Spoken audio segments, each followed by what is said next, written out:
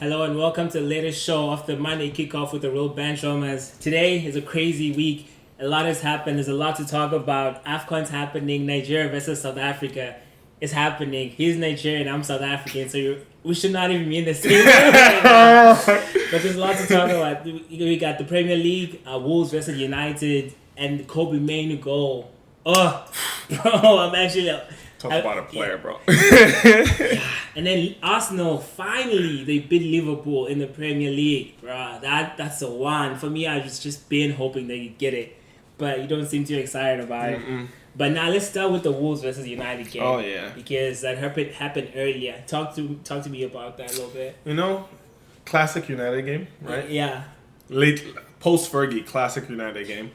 Start up the game rolling. Can we talk about Rashford one quick second? We were talking about him last week, how crappy he's been this season, how much he's lost the plot. Yeah. And then first 5 minutes, goal. Someone said apparently he needs a good hangover. Like, he needs something like that to be able to go, I got to play. Apparently similar situations happened and he reacted against Wolves before. Wolves again, last season. It was last season where he slept in or something like that and missed the team meeting. And then was on the bench against Wolves. And then we brought him on. We won the game 1-0. Rashford was the one that scored.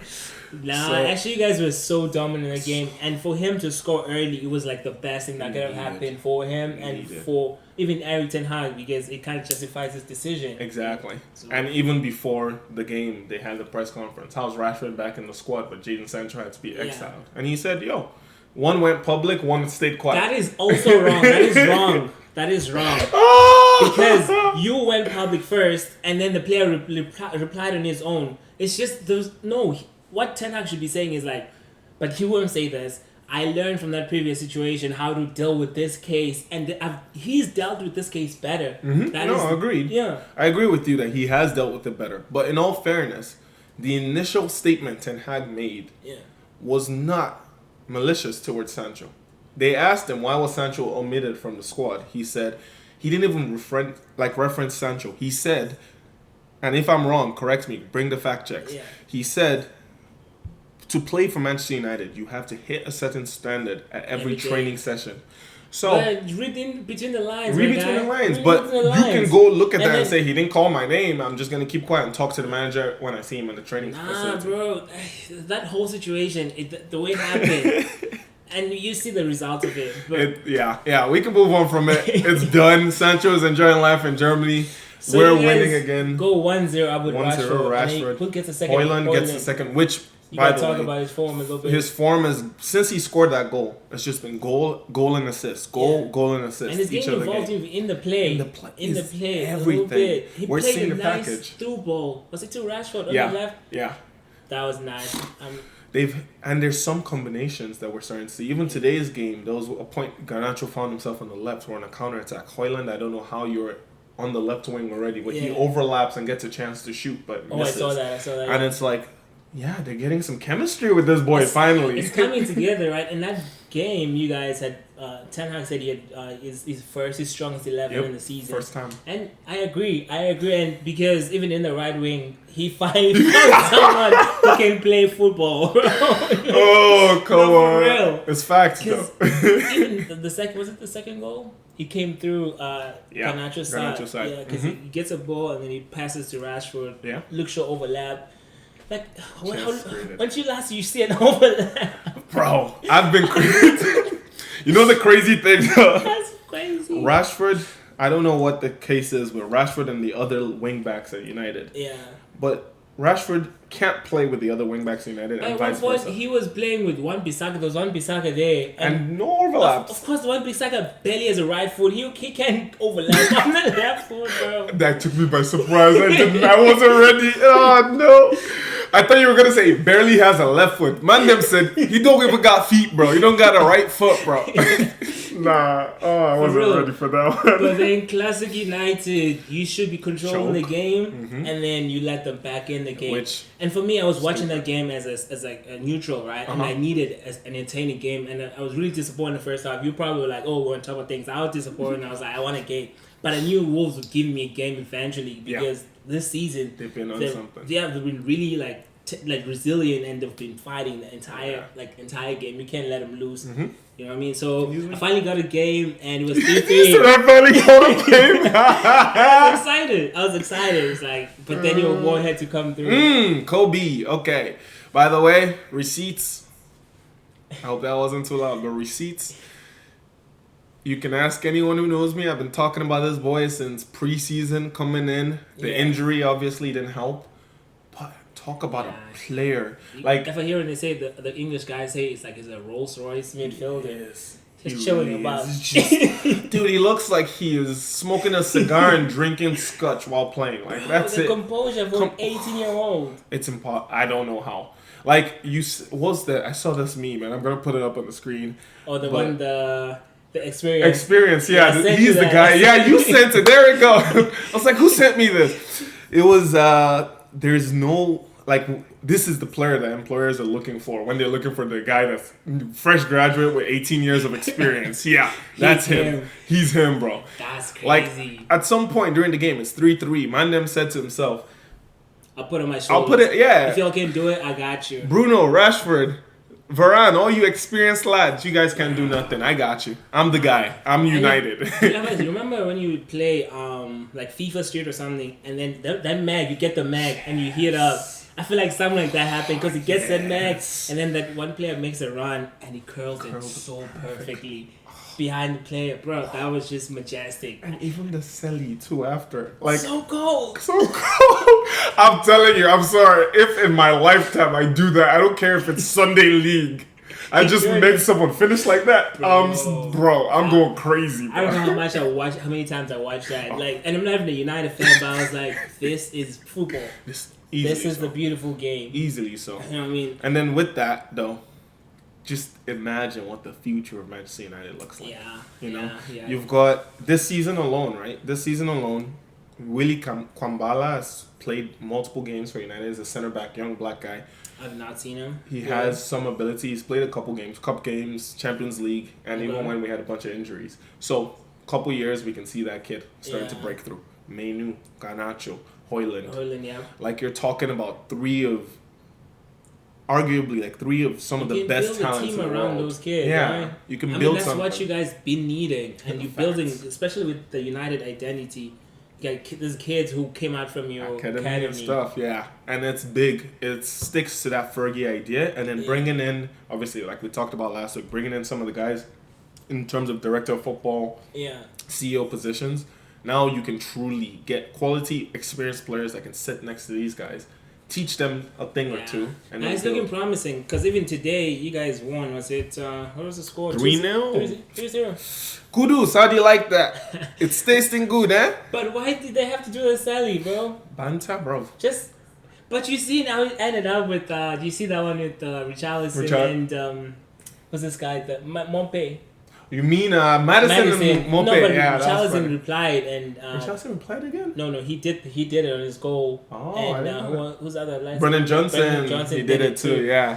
What's going on, lads? Like, chill out. No, I need this. No, I'm gonna say this. I'm happy about this because that's something. I mean, we've talked about this before, where we feel like professional football, highest level, is starting to lose a little bit of the edge. They're changing rules, character. We needed that, especially when Zlatan retired. We're like, who's gonna fill the shoes of like a trash talker? The Garnacho one caught me off guard, but Mbappe is like Mbappe is natural, yeah. He does it every time, even after the game. Like he had to respond. Talking. Like, bro, come on, dude, chill. You're not. And the fact that he threw out the relegation stuff, like nobody on this planet thinks James Maddison is a worse player than you because he got relegated with Leicester. I'm gonna just say that clearly. Like that's not a good rebuttal. But that's a good rebuttal. What you mean? Because he made good points. Because Maddison was like, oh, you scored less goals, but actually Mbappe scored more goals. No, that's a good point. Yeah, okay, but relegation. So just if you come in for a trash talk and know how you come in, bro. Because he got his points too. But what's this? You guys win 3-0 today. Yeah, good game. Who'd you play again? Wolves. And I said Wolves. No. Wolves was the first one. Today was West Ham. And West Ham was... They're kind of flat. They were flat. Very, very flat. And the only thing that gave them any attacking chance was Kudus, which, might I just say, Dalot, I'm impressed. He handled him right. Yeah. That first half, he put Kudus in his pocket and he said, boy, chill. I got you. Like, that was impressive for me. And then, obviously, the two big things being Højlund scoring, 21st birthday, continues his scoring form. I like that goal. The goals. I like that goal. Fake with your left and boom it with your right, bro. Top, I mean, the bottom corner. I've never imagined him using... Alright. Yeah, like, bro.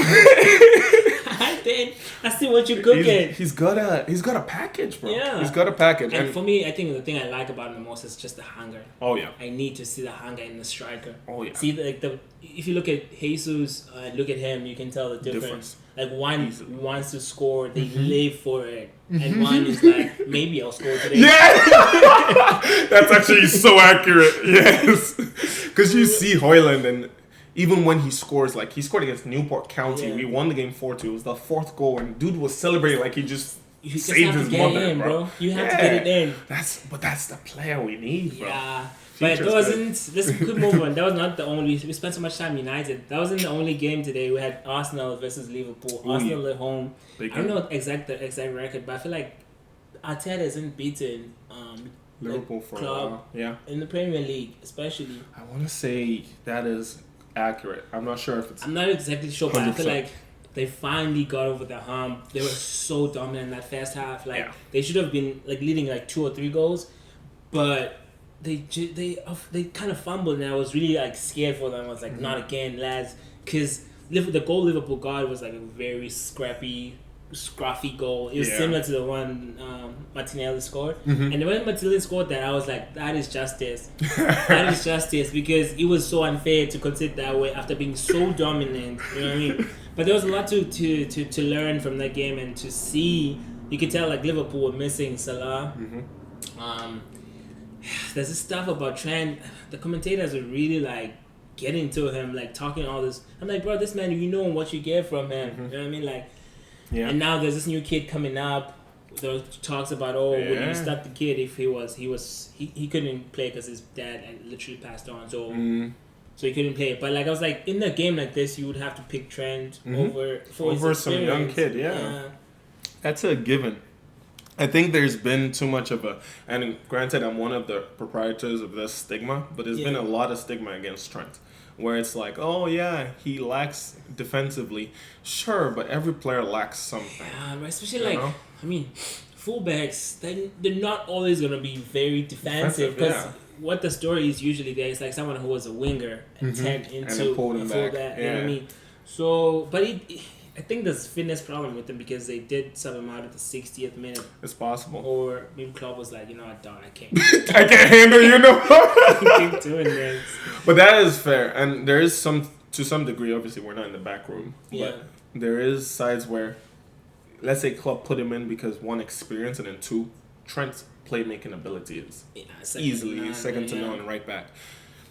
You want that at some point. 60th minute, at this point they were 2-1 down, or was it 3-1 at this point? It was still 2-1. 2-1. Yeah, you're trying to pull back into the game. The game is opening up more. Maybe you need someone more defensively solid so you can send out more players to attack, and that guy can recover easily. Or maybe you need something different to approach the game, and that's probably what happened. He did, yeah. Yeah. But I mean, Arteta got it right today. He got it right. Odegaard was on fire. Like the play.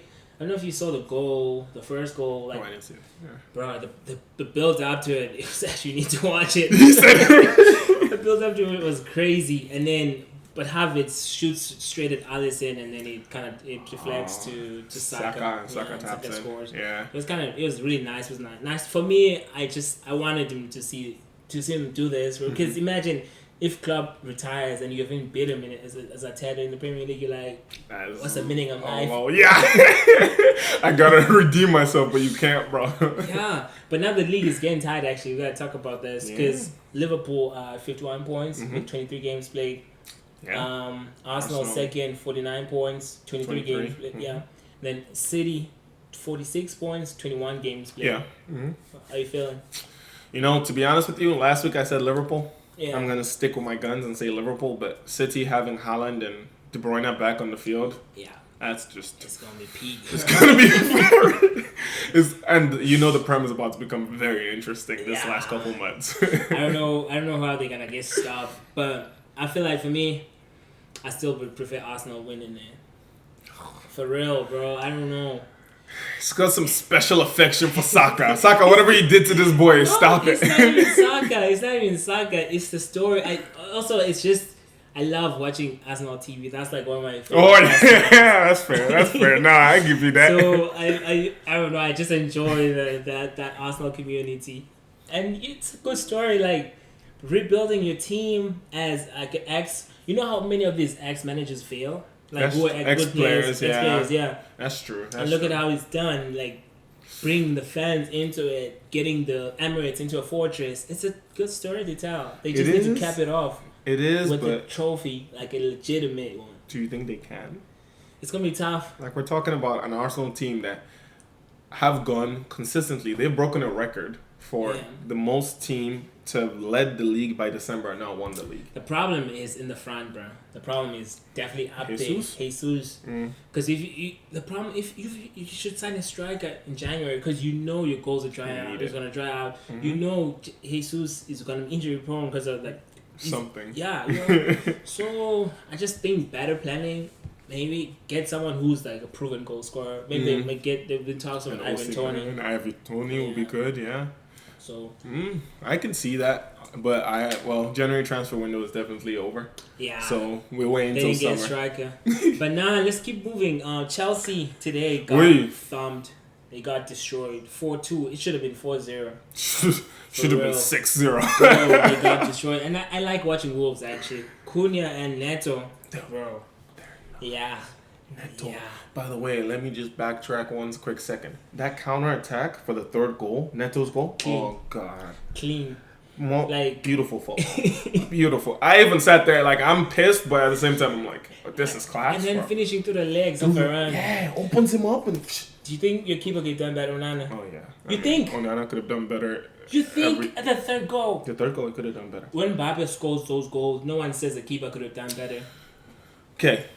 Granted, yeah, I agree with you. Yeah. When Mbappe scores those goals, but the positioning of everything, and maybe I'm off, and maybe I'm just there's a bias here. Yeah. Like I expect my keeper to be quality, but Varane's legs are open for at least 3 seconds, so it's obvious where Neto has to finish. Because look at Varane's right leg; it cuts off every chance for him to curl it far post. Yeah. So the moment he opens his leg, if I'm keeper, obviously I'm not gonna be the keeper, but if I'm the keeper, I'm thinking to myself, his legs are open. Can I get to my near post quickly? I think maybe Alisson could save that. I think maybe said only the best keeper in the world. I think maybe just and then Courtois in that season where he was having the Champions League season. Yeah. But that's a very hard shot to save. That's why even Mbappe. That's why he does those shots because he knows it's like because the keeper has to predict at the end of the day. They have to kind of like guess. But we're talking about a keeper that his entire style of goalkeeping is based off that. But he's always guessing ahead. Though. He's not been getting it right, but that's what I'm saying. Like if you're going to as a player, you can't lose who you are as a player because all the things are going wrong. You still have to find that place to go, hey, it may not be going right now, but we're figuring it out. Yeah. I'm still going to keep why they signed me. We didn't sign Onana because he was a shot stopper like De Gea. Yeah. We signed him because he's a keeper that anticipates faster than any other keeper in the league. He can play ball. This thing, he can play ball. Yeah. He's like Ederson, but the African version. That's why we signed him. Yeah. So do the job that we signed you for. If he got placed and he went for that, I'm going to sit down and go, that's stupid, but at least he's trying something. I don't think he gets that. Even like the fake dive for the camera, it's like, why even do that at that point? Because he didn't do it, he just like literally froze. And the problem, maybe if he dives, then you're like, oh, he tried. Respect. But like, he was going to be for your cameras, dog. You got done, just take it. Do it for the cameras. Anyways, let me watch the game and be happy after my keeper tried. No, let's stick keep moving. Yeah, Chelsea Wolves. Yeah. So they get beat 4-2, and I wanted to say this on camera. 2 concerns, but let me start with one that's closer to your heart.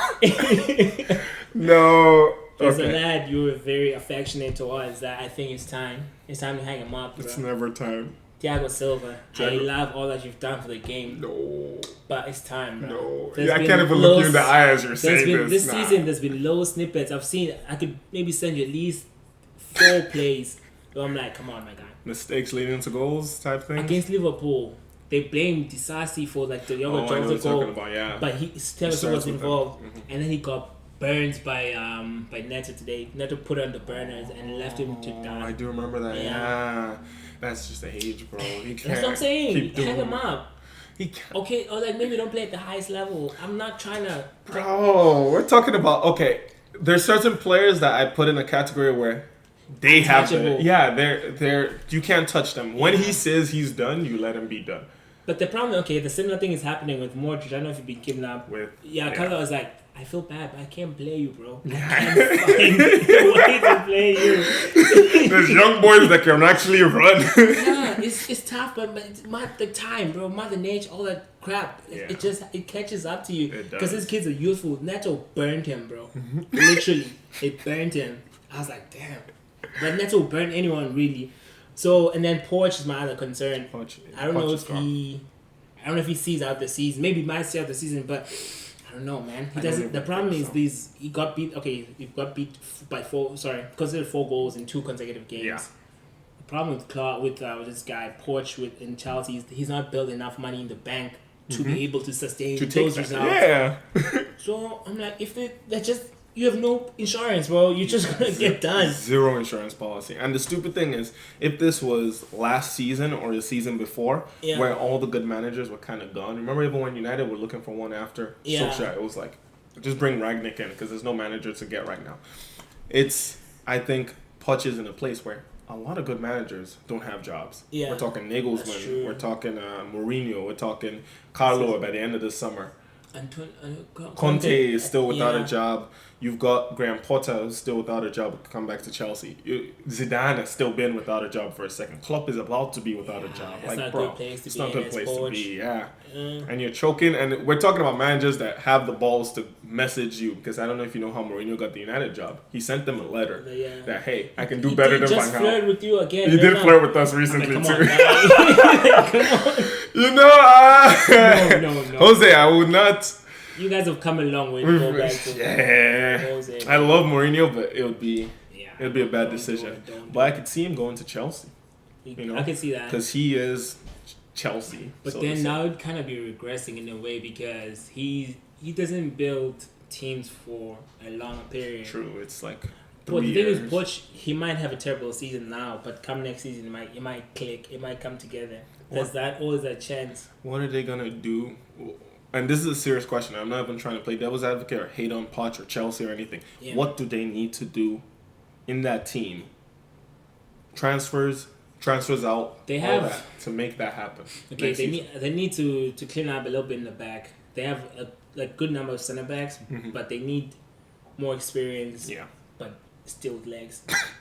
Don't be hating on Thiago Silva, man. And then I tell you, they need Osimhen. I think Osimhen is going to them in the summer. That's why I believe. Ninja boy, don't do it. So there's that, and then I think they'll be fine. You think so? I think they'll be fine because they have a ton of wingers. Well, they've got wingers. 10 wingers. Madueke.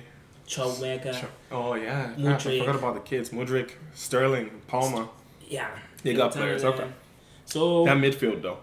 That midfield. I mean, I feel like that midfield has to get it right because of the quality they've shown before. It eventually has to click for them. But I still find a disconnect, like at the 10 at least, for that midfield, because you have Enzo and Caicedo. And I was saying Enzo and Caicedo is fine, but they do need that 10 because Conor Gallagher is not enough for me. He's not. No. He's like he gives me a Mason Mount kind of vibe. Yeah. Like you want to work on your team, but he has to play next to someone that's creative. Just over wings. Yeah, wings. just slightly.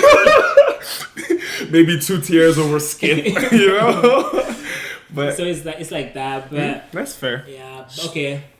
Let's move on because of time. Yeah. There's been reports that there's a certain man finally going to his dream team after all these years of flirting. Do you think it's happening?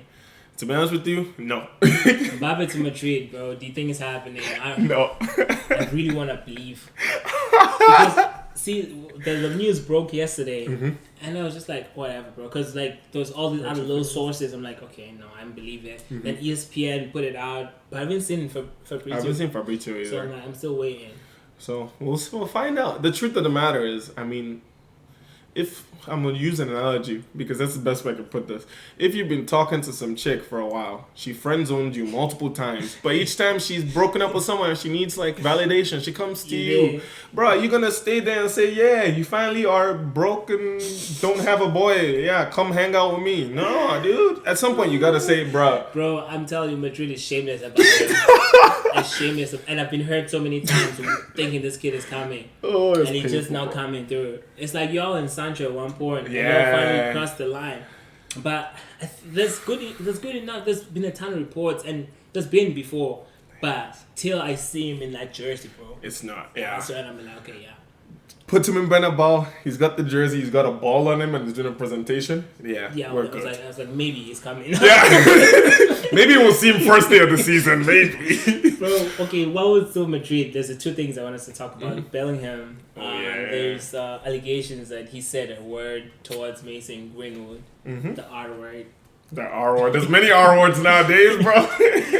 But for me, I think people are reaching. I saw the video and I couldn't really interpret that he's saying that. Yeah. But if the text is like he's saying that, you gonna think hear that. it. Yeah, right? exactly. So and now I was saying Bellingham started speaking Spanish and stuff. He could be saying anything, bro. Literally anything. I don't know. And the crazy thing with that video, last night, me and my fiance watched that video just for bands. Yeah. And she doesn't know a thing about football. But she herself was like, she came up like two different things that he could have been saying. And I was like, yeah, I don't know why they're investigating this. Plus, I think they're looking for headlines, bro. Maybe it's like just news. Searching for some. Because there's no reason. Plus, this kid, it's a kid too that is building momentum, both character-wise and on the field. So, like, you're not going to... It's not going to affect his legacy. With this dumb stuff. I don't get it. It's a dumb headline to look for anyways. Yeah. So, I don't know what it was. Sticking with the headlines, there was another headline yesterday because man who used to play for Madrid, he's saying he had a better footballing ability than Ronaldo. That's sung by Hazard. He's like... I saw that, yeah. What do we make of that? What do we make of that? Because Hazard is like, oh, Ronaldo has been a better player than me, like with achievements and all that. But when it comes to pure footballing ability... To be honest with you, and I'm about to piss you off a little bit, okay? I'm ready, bro. He's like, I wrote down notes, bro. Hazard is a better pure footballer than Ronaldo. But Ronaldo is a greater footballer than him. The problem is you're forgetting the earlier Ronaldo. Oh, I'm remembering earlier Ronaldo, but we're also forgetting stuff he was doing, bro. That was pure football. But let me put things in perspective for you, right? Ronaldo coming up, that Ronaldo we remember, there's story after story of him staying back at the sessions, training extra to get to that level. Hazard... You're coming to this now. No, but look at Hazard. Hazard at Lille. Hazard literally, his last game for Lille before he left to Chelsea. You can say maybe he had it naturally, but that doesn't mean...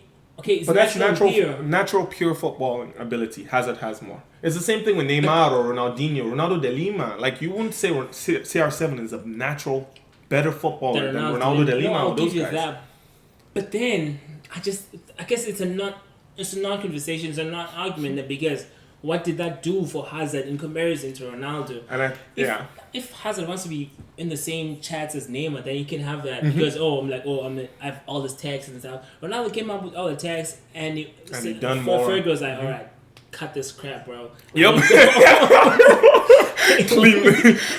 Put it in the box or score, one or the other. So I mean, why had this chat about pure football?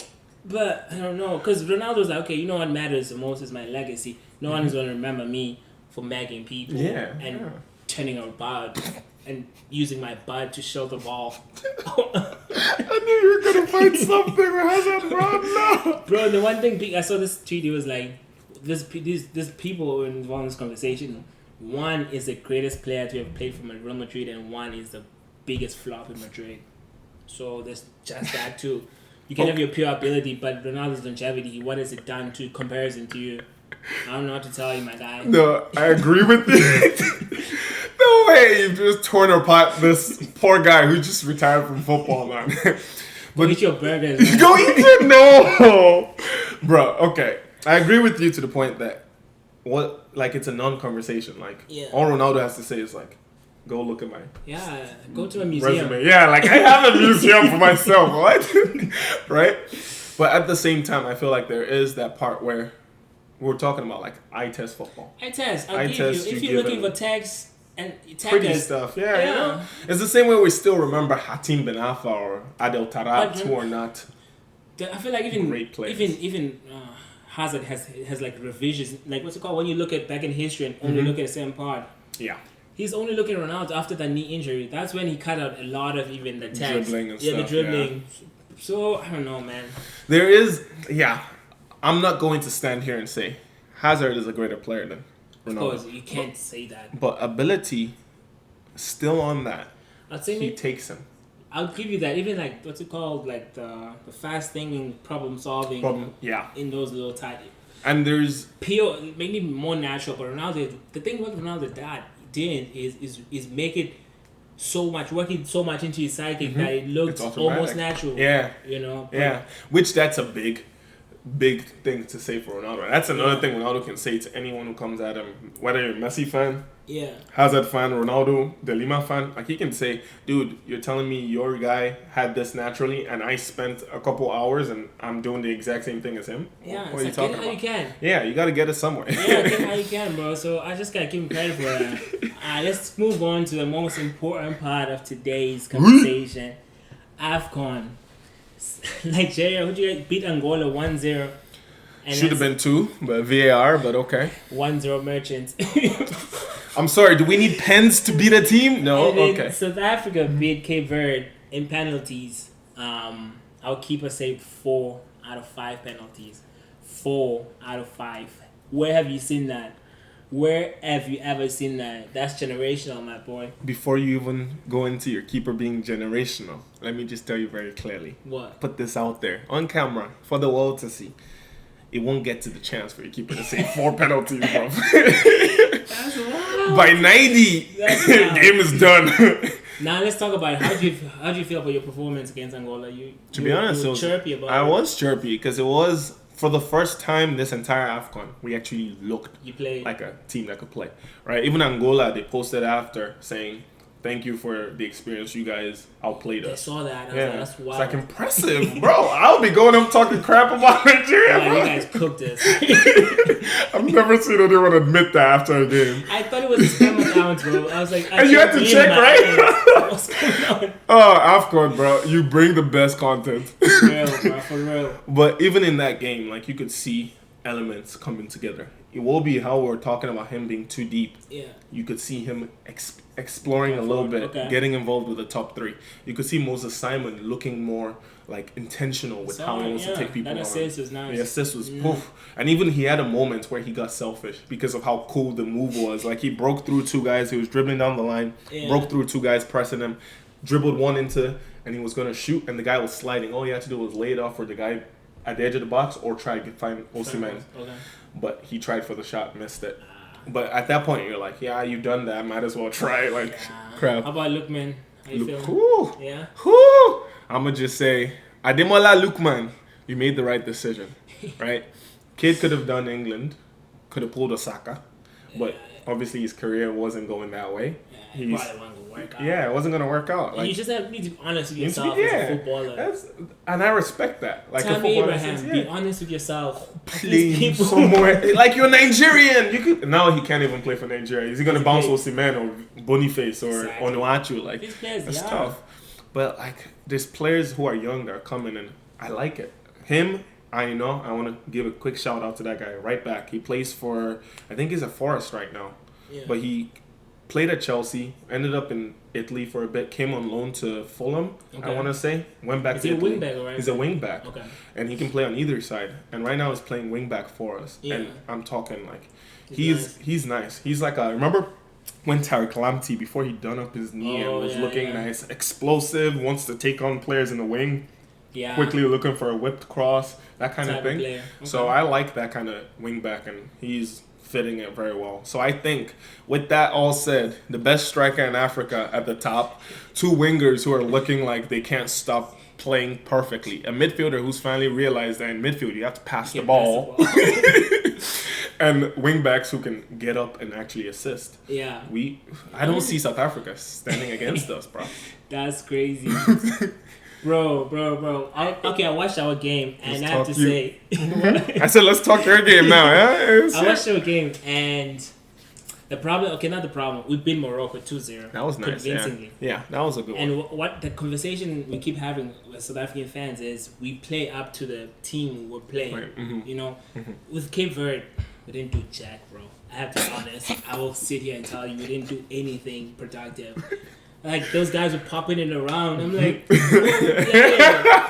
for real, bro. I was watching first half. It was like, we're just like running around chasing shadows. Yeah.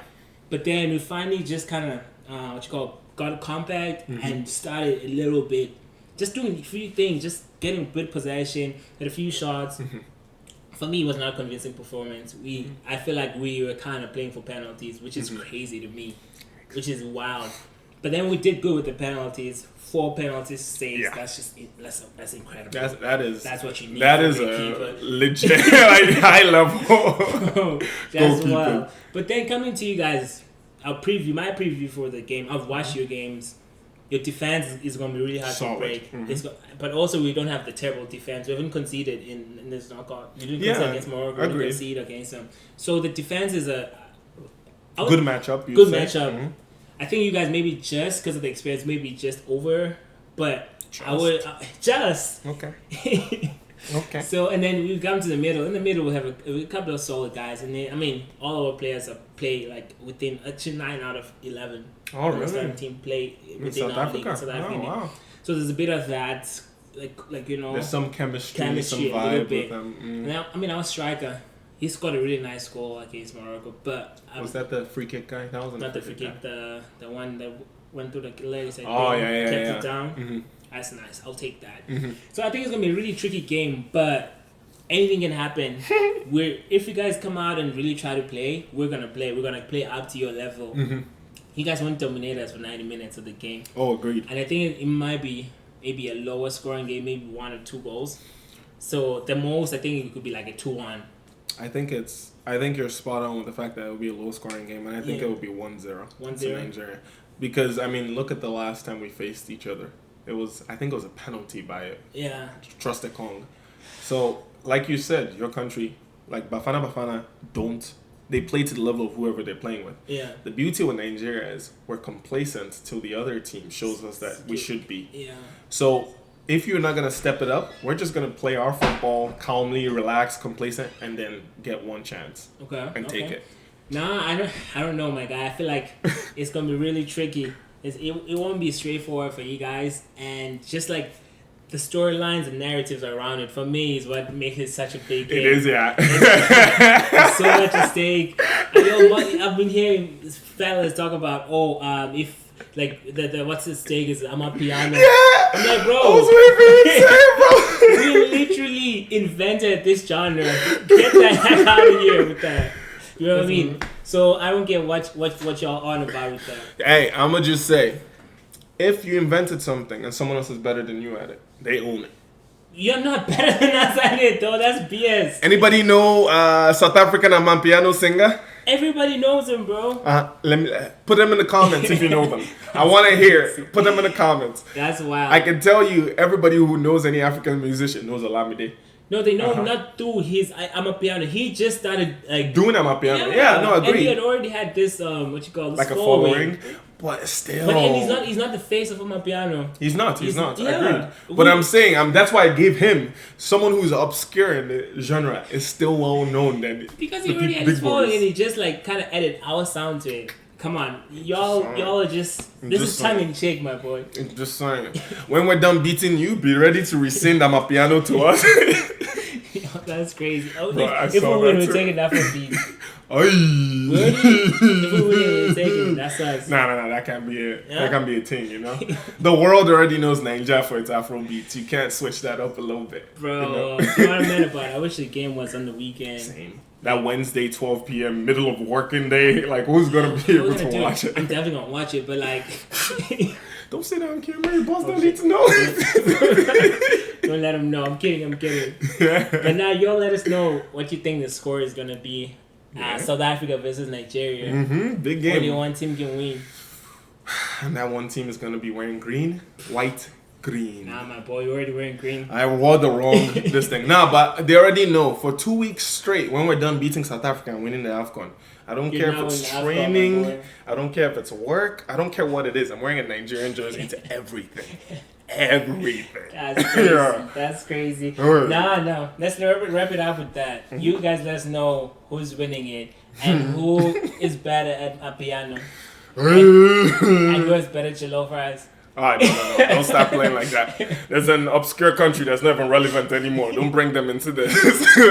we'll start making jollof and make it better than y'all. Oh, it's okay. See, Africa just wants to be like Nigeria. The rest of all the countries. I've seen something that said actually is like, what do we actually gain? What can we take from you guys? There's nothing we want from y'all. Y'all just want our stuff. Y'all want our music. Y'all want our women and stuff. Alright, chill. Music. We don't want it. You do. We own it. There's a difference. That's crazy. But now let's wrap it up with that, my guy. You guys let us know what you think. I will catch you next week. We out. Yes, sir. That was good. How many minutes? That was